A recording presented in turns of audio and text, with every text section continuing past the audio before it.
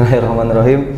Assalamualaikum warahmatullahi wabarakatuh. Kembali lagi di podcast HMI Cabang Depok yang akan membahas berbagai macam hal yang pastinya seputaran dengan keindonesiaan dan keislaman. Pada kesempatan kali ini, alhamdulillah kita bersama salah satu tokoh senior HMI Cabang Depok, Bang Denny Giovanno. Apa kabar Bang? Baik. Sehat ya Bang ya? Siap. Pada kesempatan kali ini kita bakal banyak membahas mengenai bagaimana refleksi awal tahun, kondisi politik berjalan di tahun 2022 ataupun bakal ke depannya. Bersyukurnya bersama kita hari ini ada Bang Denny yang akan sharing-sharing mengenai pengalaman pribadi mungkin Bang, ataupun hal-hal yang bakal berkembang mengenai hal-hal politik di Indonesia lebih khususnya, maupun bagaimana pandangan Abang mengenai HMI ke depannya Bang. Kita pengen tahu itu juga Bang. Mungkin Bang sedikit Bang bisa disampaikan Bang. Awalnya ini pakai gue lo aja boleh ya, santai gitu ya. Siap. Jadi awalnya masuk HMI itu bisa dibilang nggak sengaja dan nggak diniatin ya. Karena kita tuh dulu nggak pernah kepikiran mau masuk organisasi yang basisnya agama gitu kan. Kita nggak ada setelan anak rohis banget nih kan. Tapi dulu kebetulan almarhum ayah saya itu alumni HMI dan dia selalu memberikan contoh kalau ada teman-teman yang sukses, ini anak HMI nih, anak HMI gitu kan. Akhirnya jadi gue juga penasaran, emang HMI ini barang apa sih gitu kan. Begitu masuk Fakultas Hukum UI, adalah boothnya HMI kan. Ya udah, gue daftar di situ kan, daftar ikut LK1.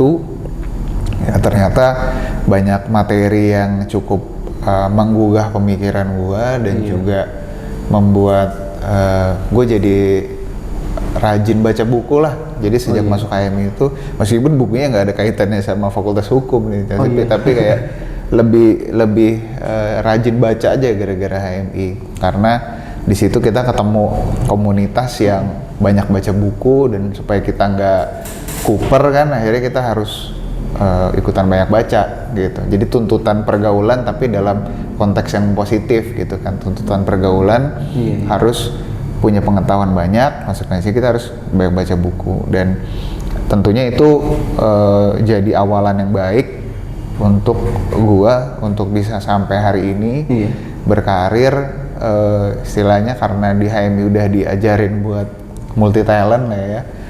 Jadi kalau kita di HMI itu dulu bercandaannya kalau anak BEM kalau bikin acara itu kan mesti divisi A berapa orang, divisi B berapa orang, rame lah ya kepanitiaannya gitu untuk bikin satu seminar misalnya. Sedangkan kalau anak HMI kita 3 orang juga selesai gitu. Meskipun kadang-kadang pembagian kerjanya nggak jelas, cuman akhirnya kita terbiasa multi talent, terbiasa di bawah tekanan, jadinya yang ngebantu banget untuk semua yang dikerjain hari ini, terutama waktu dulu kita masih sering kerja politik pasca lulus, ya itu kan benar-benar berasa banget lah manfaatnya ber-HMI.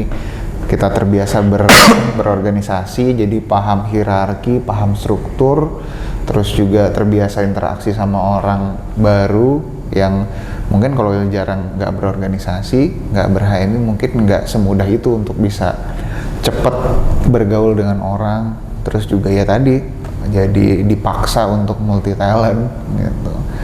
Itu sih kurang lebih yang bisa gue ceritain soal gimana HMI mempengaruhi karir gue. Berarti LK1 tahun berapa ya Bang? LK1-nya tahun 2010.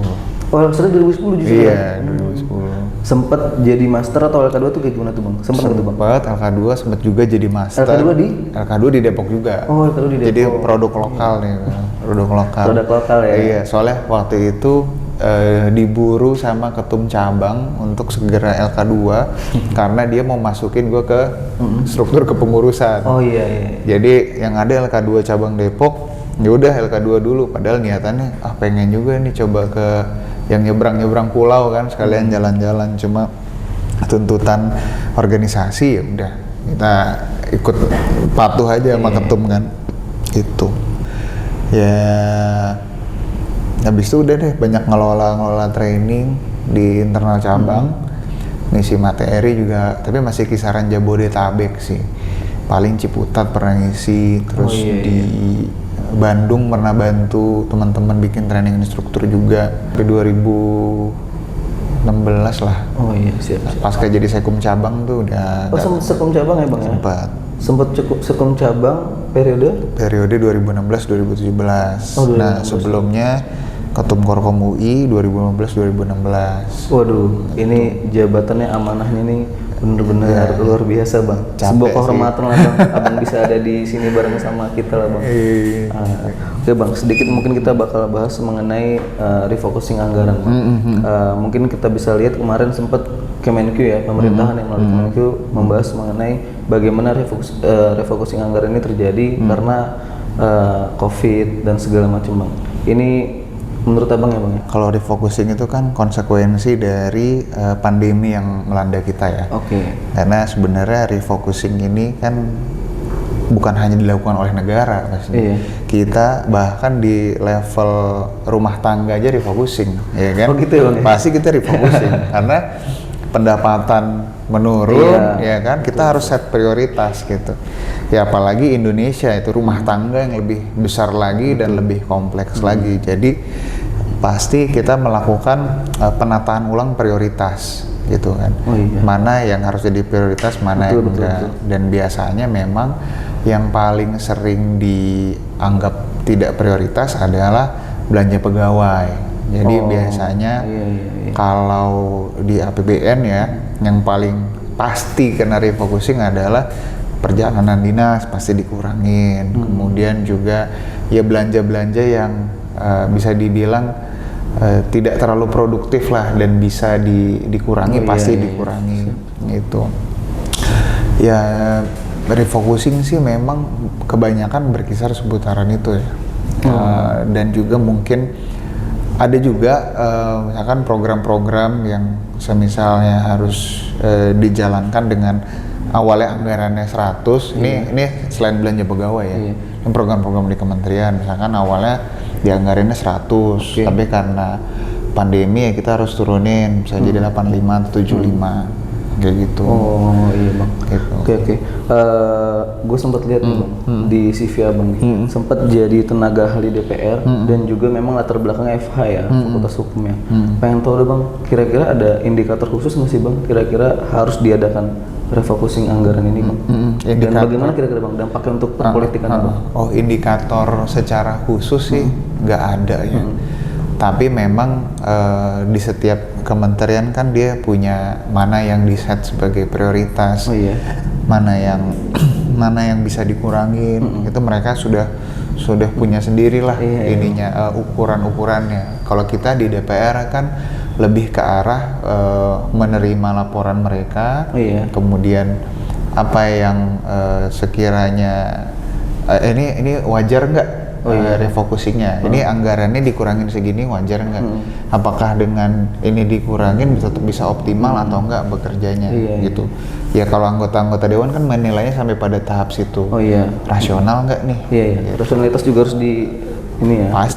Pasti. Karena kan kalau dalam konteks ekonomi kan kalau refocusing ini kan berarti kita ngomongin ekonomi ya. Ekonomi itu kan ilmu tentang hal yang rasional ya kan. Jadi pasti rasionalitas dari anggaran itu harus dikedepankan gitu. Jadi biarpun dikurangi, ini tetap bisa berjalan nggak fungsi utama kementerian ini? Nah itu yang harus ditimbang. Itu ya harus gitu. Betul sih. Gitu. Tadi bahas soal refocusing anggaran rumah tangga. Tapi nggak apa-apa juga sih. Jadi biar lebih paham ya. Oh iya, maksudnya biar logikanya sederhana aja. Ya. Tapi ini sih bang, salah satu hal yang bisa jadi pertimbangan juga ya bang, kalau menurut gue secara pribadi ya bang. Ini kan pada akhirnya berdampak kepada janji-janji politik orang-orang yang akhirnya naik nih bang. Tapi pada saat penganggaran ternyata di pertengahan jalan itu ada refocusing tuh bang tuh.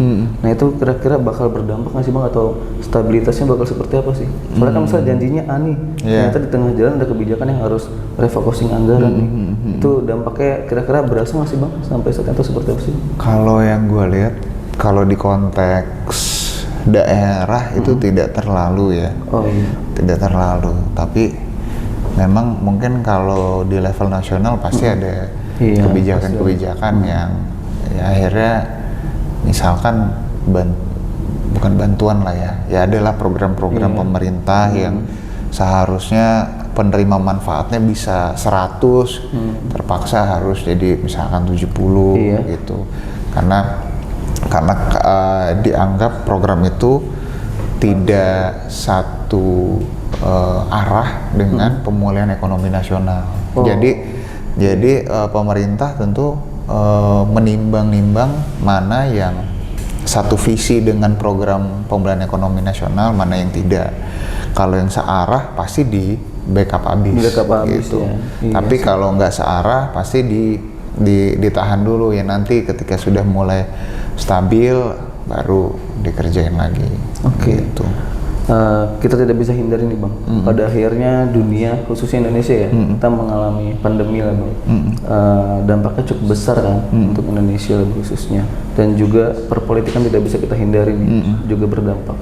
Apakah ada dampak yang benar-benar mengganggu stabilitas politik nggak sih Bang di tahun 2022 ini? Karena kan dalam setahun ke depan kita harus pantau juga nih gimana ya ternyata ya kalau memang akhirnya ada refocusing atau pandemi ini gitu kan. Kalau mahasiswa pasti berdampak lah, kita kuliah aja online gitu kan.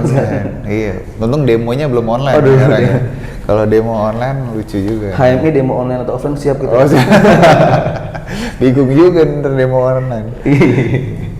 Nah, kalau dibilang mengganggu stabilitas atau enggak, sebenarnya sih sejauh ini ya kan kita juga pernah melaksanakan pilkada di tengah pandemi kan, di tahun 2020. Oh iya ya, kan? Ada beberapa pilkada di tahun 2020 ya? Pilkada tahun 2020 yang itu kan sebenarnya tesnya lah ya, itu kan menunjukkan bisa nggak sih kita berdemokrasi, itu kan maksudnya pemilihan itu kan pesta demokrasi ya dimana, dan puncak tertinggi dari bentuk perwujudan demokrasi prosedural yang berjalan di Indonesia. Dan memang ya mungkin akan ada kendala dalam hal-hal yang bersifat teknis, misalkan yang tadinya kalau di 2020 ya, yang tadinya biasanya pengerahan massa akhirnya sekarang tidak bisa ya kan, harus lebih satu-satu, tidak melibatkan orang terlalu banyak gitu. Dan kalau dikaitkan dengan stabilitas di 2022 ya, pandemi apakah akan mempengaruhi? Sejauh ini mungkin yang gue lihat sih belum ya, tapi mungkin dengan ada isu-isu jabatan presiden diperpanjang. Cukup kenceng tuh ya belakangan. Nah itu kan mungkin menimbulkan gejolak gitu.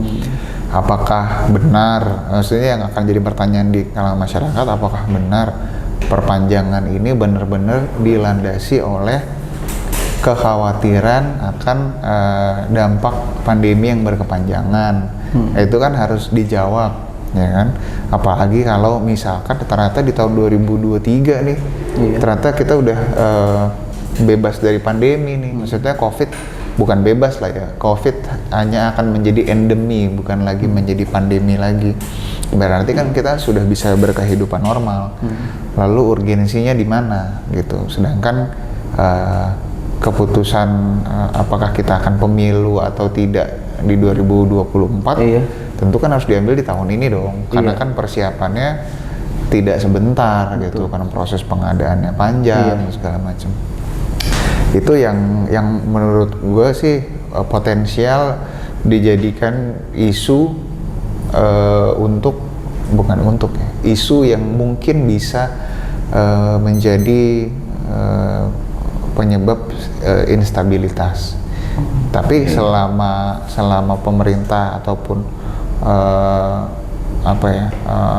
politisi-politisi kita bisa merasionalisasi berbagai pilihan-pilihan yang ada ya, gue pikir aman-aman aja, meskipun ya tetap ada potensi sih. Potensi sih ada. Siap gitu. Oke lah Bang, tapi mungkin sedikit lagi Bang. Ini kan pada akhirnya refocusing ini kan memang disesuaikan dengan perkembangannya kan. Ini terjadi refocusing ini gara-gara A, B, C dan segala macam. Harapan abang biar hasil dari pembicaraan kita ini ada rekomendasi buat pemerintah gitu. Harapannya gimana sih kalau emang terjadi refocusing tuh? Harapannya tuh biar apa tuh? Refocusing itu kan apa ya?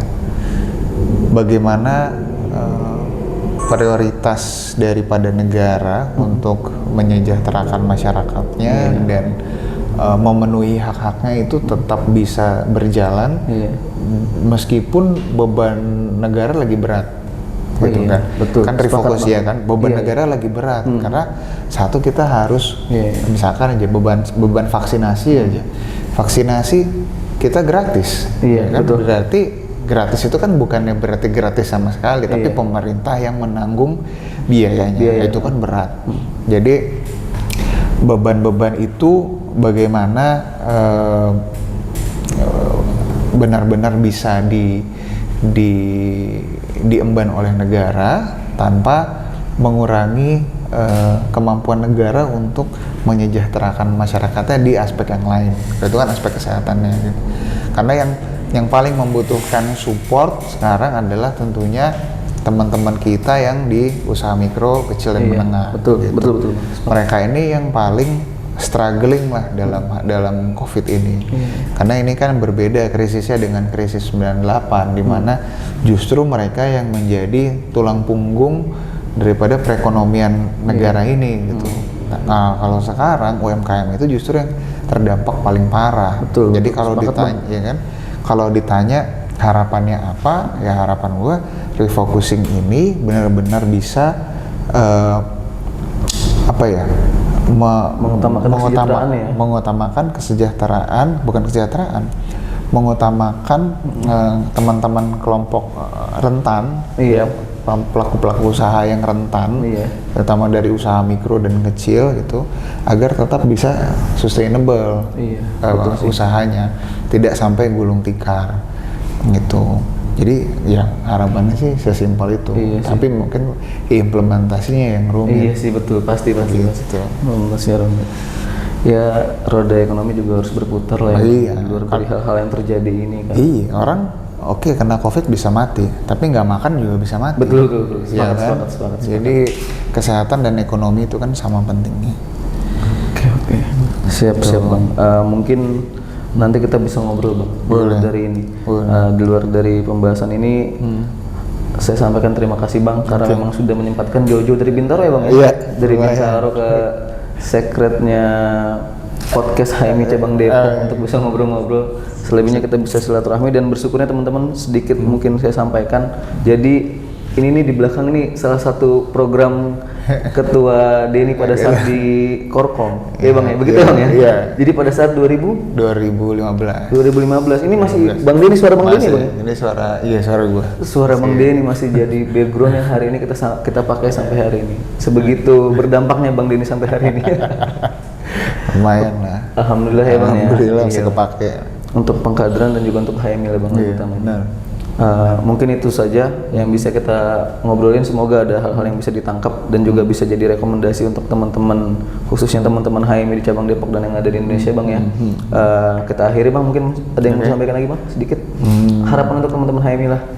Harapan untuk teman-teman HMI ya semoga lebih bisa berdikari ke depannya. Amin. Jangan bergantung sama senior. Siap. Ya kan? Kuatkan profesionalisme karena ke depan karir itu bukan sekedar olah-olah. Siap. Tapi olah-olah juga boleh. Boleh. Oke, mungkin itu aja kita akhiri. Sampai bertemu di episode selanjutnya dan pastinya kita akan manggil berbagai macam pembicara yang pastinya membahas hal-hal yang cukup konkret. Kita akhiri. Wassalamualaikum warahmatullahi wabarakatuh. Terima kasih banyak Bang Denny. Siap. Sama-sama.